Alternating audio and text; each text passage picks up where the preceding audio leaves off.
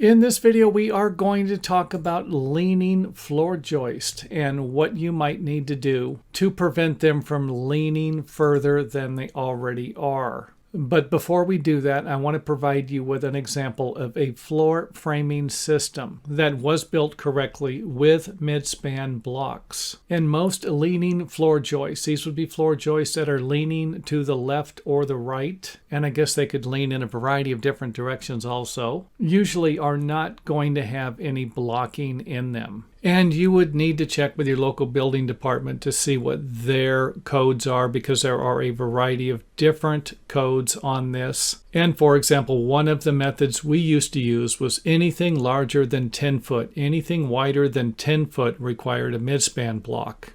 Now let's go ahead and remove the blocking, and then I will also be removing the rest of the framing so that we can focus on the floor and the deformed floor joist or the leaning floor joist. And this could be a variety of different things. You might have a floor joist that is just leaning and is not at a 90-degree angle to the top of the floor or perpendicular to the top of the floor. And that would be hoping that the top of the floor is actually level. So again, leaning a little bit or leaning and bowed like this one here. And this is going to be more common.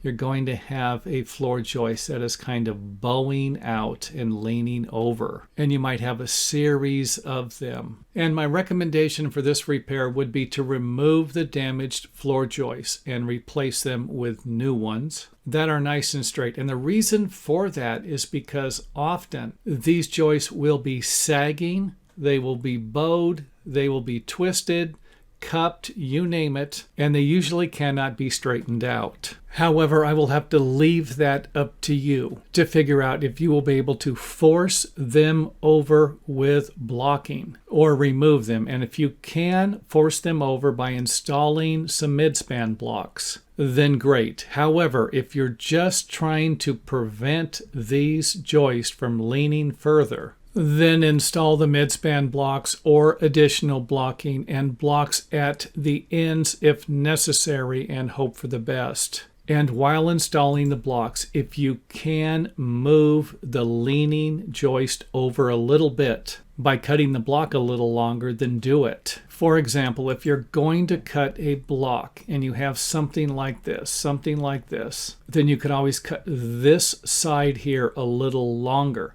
Have this angle a little less, and then this angle here a little bit less. And I would recommend starting from one side and working your way in one direction. I don't think I would start in the middle and then work my way in either direction. Try to start from one point and then work your way in that direction, because this will allow you to shape the blocks. For example, if we have a 90-degree angle here, or a square block on this side, and I measure the top and it's 14.5 inches, but the bottom is 13.5 inches, then I could simply try to cut a square block 14.5 inches square and see if that will solve my problem, or at least help it out a little bit. And you might only be able to move it over a ½ inch, quarter of an inch. And if you can't, then don't worry about it.